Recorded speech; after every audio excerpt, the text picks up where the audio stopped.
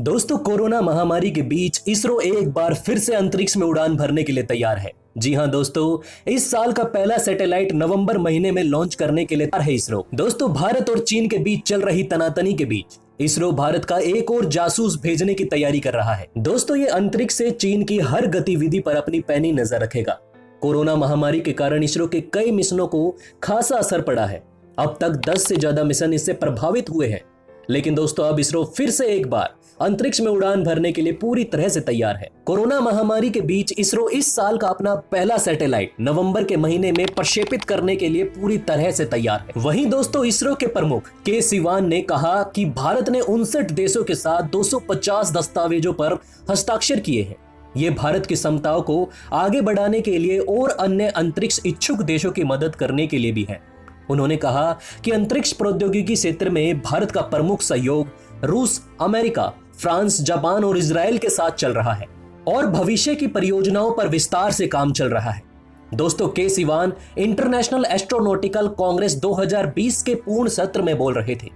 विदेशी अंतरिक्ष एजेंसियों के साथ काम पर विस्तार से बात करते हुए के सिवान ने कहा कि मानव अंतरिक्ष यान से लेकर ग्रहों की खोज और संयुक्त प्रयोग तक के सहयोग में इसे लेकर साझेदारी की गई है।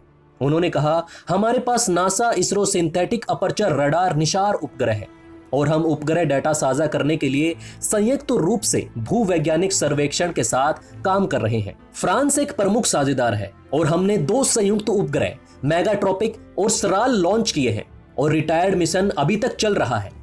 दोस्तों, इस साल लॉन्च होने वाले रॉकेट के बारे में पूछे जाने पर डॉक्टर के सिवान ने कहा कि एजेंसी नवंबर में PSLV रॉकेट लॉन्च करने की योजना बना रही है।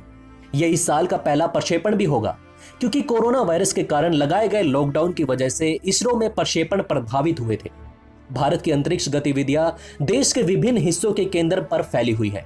इस कारण अधिकारियों और वैज्ञानिकों के लिए यात्रा करना बंद हो गया था और काम को पूरा करना चुनौतीपूर्ण हो गया था। उन्होंने कहा कि हम PSLV C49 को नवंबर के पहले सप्ताह में लॉन्च करने की योजना बना रहे हैं।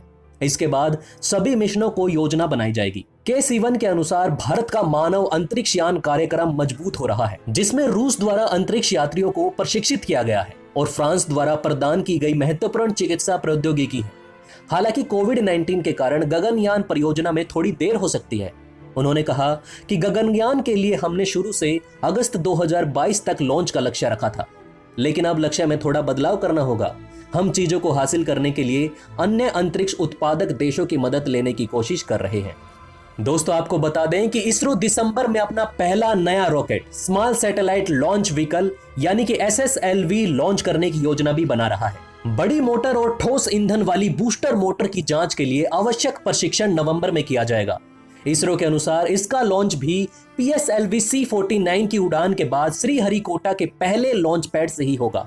दोस्तों, आपको बता दें कि अगले महीने PSLV C49 अपने साथ रीसेट 2BR2 और लगभग 10 अन्य कमर्शियल उपग्रह को लेकर उड़ान भरेगा।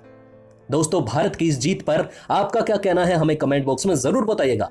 इसी के साथ दोस्तों, मैं मिलता हूं आपसे ऐसे ही किसी अगली वीडियो में। तब तक के लिए हमारे चैनल पर बने रहें। धन्यवाद।